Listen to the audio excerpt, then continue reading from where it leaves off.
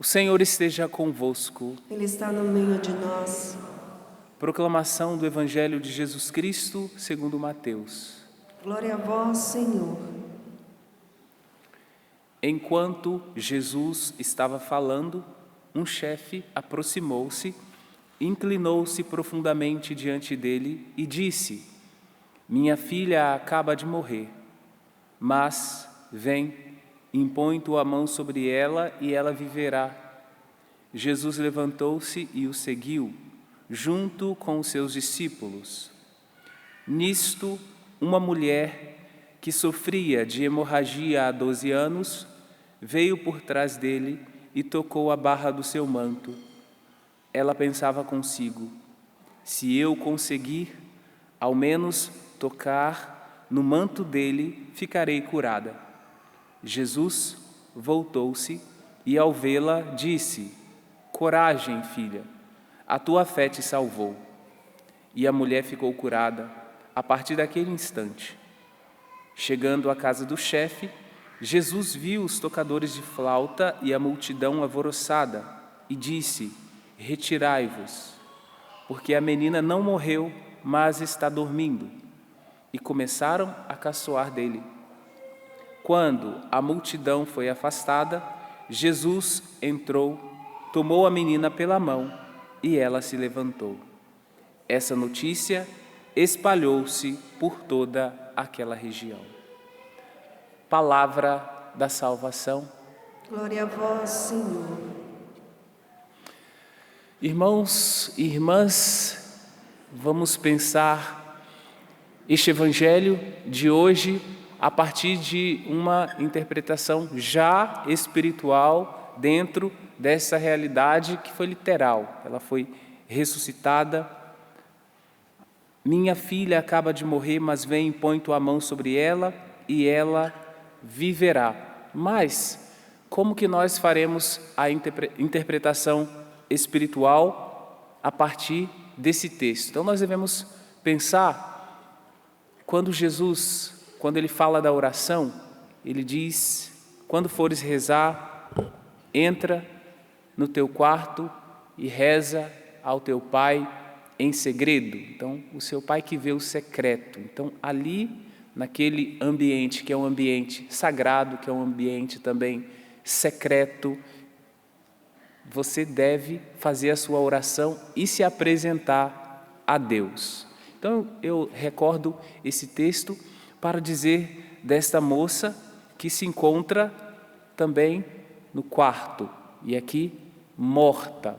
Então, como que nós interpretamos também espiritualmente a morte, quando nós falamos de morte assim para pessoas aqui que estão vivas? Então, quando nós estamos em pecado mortal, nós estamos em uma dinâmica de morte, morte espiritual, morte para as coisas de Deus, porque escolhemos nos afastar dele. Então, nós temos já duas realidades aqui para fazermos a nossa interpretação, né? O quarto como um local secreto, como local do segredo, para falar em segredo ao Pai, e a dinâmica de morte, que aqui nós interpretamos como uma dinâmica de morte espiritual, quando nós, porque é a interpretação para nós, não é para a filha desse chefe que se inclinou diante de Jesus, mas é para nós.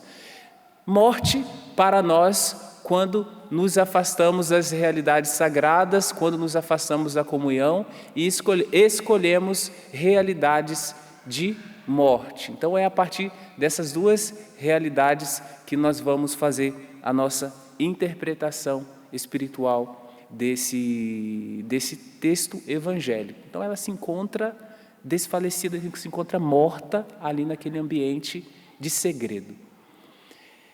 Quantas vezes o nosso quarto é ambiente de afastamento de Deus? Quantas vezes é o ambiente de pecados secretos, de pecados escondidos, né, que as pessoas não veem, mas que o Pai, que vê o secreto, que vê o escondido, vê. Assim como Ele vê a nossa oração, Ele escuta a nossa oração, também sabe dos segredos do nosso coração. E o texto evangélico diz, né, dessa moça que está neste ambiente, no quarto, e ela está ali, ela se encontra morta. Muitas vezes também nós nos encontramos nesse nosso ambiente secreto, mortos e distantes de Deus. E qual é o convite do Senhor para nós, a partir desse trecho que ouvimos, essa moça será ressuscitada? O convite é para que também nós tenhamos essa atitude de inclinar o nosso coração, como o chefe aqui inclinou o corpo diante de Jesus, pedindo a cura da filha, também nós inclinarmos o nosso coração, pedindo a ação de Deus sobre a nossa vida, pedindo a ação de Deus para nos livrar de todos os pecados secretos para os outros, não para nós e não para Deus, que conhece o nosso coração. Então, é um convite a uma experiência de ressurreição, ressuscitarmos para as realidades sagradas a partir do toque, a partir da palavra de Jesus. E antes de chegar a esse fato da ressurreição aqui literal, uma mulher se aproximou de Jesus, tocou nele com a certeza de que aquele toque geraria a cura dela. E isso de fato aconteceu. E o pedido que nós queremos fazer a Deus neste dia é para que também nós tenhamos a coragem de procurar tocar Deus, como nós tocamos Deus, né? Tocamos Deus pela oração, agora também no momento em que nós celebramos a oração mais sublime, né, que é esta que nós vivemos, que é a Eucaristia, celebramos a Eucaristia. Nós queremos tocar não apenas ali a orla do manto, mas tocar Deus inteiramente, para que em nossa miséria, em nossa pequenez, em nossos afastamentos, Ele também nos ressuscite para uma vida na graça dEle. Então essa é uma interpretação espiritual deste evangelho que nós escutamos hoje, e gostaria de vincular essa interpretação com o que escutamos no livro do profeta Oséias. Então, o profeta, ele sempre assume na própria carne uma realidade que Deus quer ensinar ao povo, né, aos interlocutores. E aqui, o profeta Oséias se encontra diante de um povo que constantemente vivia experiência de infidelidade. E qual é a mensagem de Deus para este povo? Claro, isso encarnado ali na pessoa do profeta, que recebe a ordem de casar com uma mulher infiel, que se prostituía.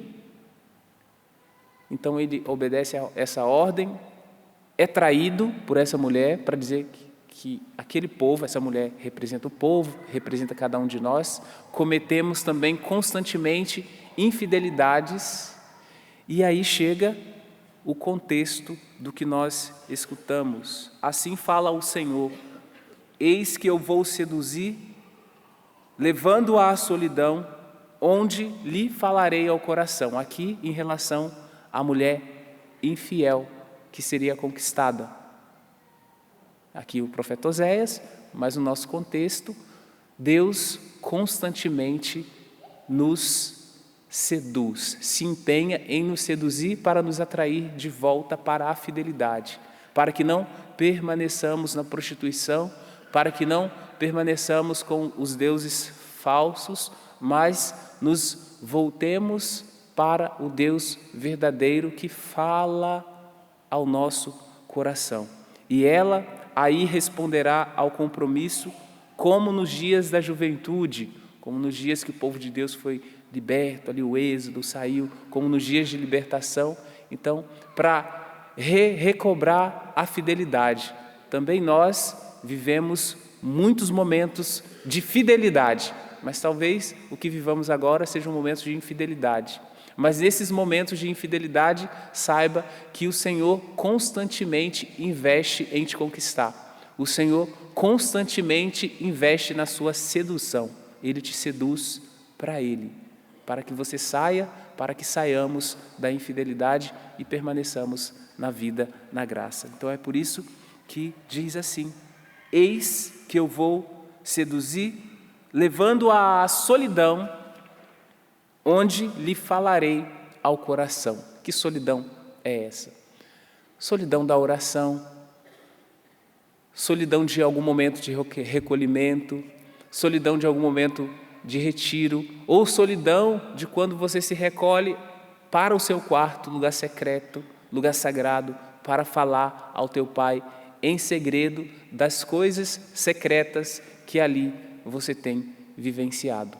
Peçamos ao Senhor, ao final desta homilia, a graça de caminharmos na fidelidade a Ele. Nós pedimos a Ti, Senhor, que assim como o Senhor investiu na sedução do seu povo, em atrair o seu povo com laços de amor, na sequência do profeta Oséias nós veremos essa realidade.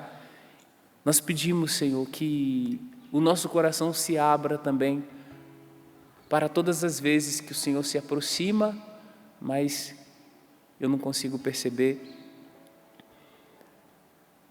Eu peço, Senhor, que o meu coração se abra para a Sua graça, para que eu tenha a coragem deste chefe que se aproximou de Jesus e pediu a cura da filha, pediu uma intervenção, pediu a ressurreição. Nós pedimos esta graça a Ti, Senhor, neste dia, para ressurgirmos para a vida. Se estávamos nas trevas do pecado, do afastamento, agora, ao final desta homilia, nós pedimos a intervenção da Tua graça. Nós nos aproximamos de Ti, Senhor, com esta hemorragia, como dessa mulher. Nossa, há 12 anos já, há tanto tempo que você se encontra talvez nessa realidade. Veio por trás dele e tocou a barra do seu manto. E ela pensava consigo: se eu conseguir ao menos tocar no manto dele, ficarei curada. E nós podemos tocar não apenas no manto, mas tocamos na Sua presença, Senhor. Sua presença espiritual, tocamos na Sua palavra que alcança o nosso coração, a Sua palavra divina. Tocamos, Senhor, na Sua presença eucarística, Seu corpo, sangue, alma e divindade, que nos atrai, que nos seduz, que nos transforma, que nos molda, que nos salva, que nos encaminha para a fidelidade. Nós nos apresentamos a Ti, Senhor, com o nosso coração contrito, com o nosso coração aberto, com o nosso coração desejoso de que o Senhor fale no segredo do nosso coração. O Senhor conhece o secreto e o Senhor alcança, e o Senhor nos alcança. E nós permitimos e nós pedimos para que esta graça nos transforme para sempre. Assim seja. Amém.